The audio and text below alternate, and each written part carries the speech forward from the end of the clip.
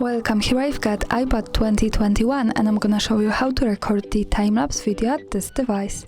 So let's start by tapping on the camera button to open it, and for now we are on standard photo mode. Let's move to the right side and focus on this settings bar. Now we have to move up to pick the slow motion. And here we are, we can start recording this type of video by tapping on the big red button, the shutter. So let me start to show you how it works.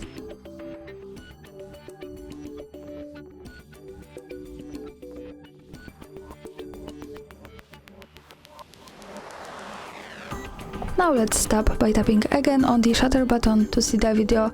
Let's move to this under the shutter so we can get quick access to the gallery. And this is how the slow motion video looks like at this device.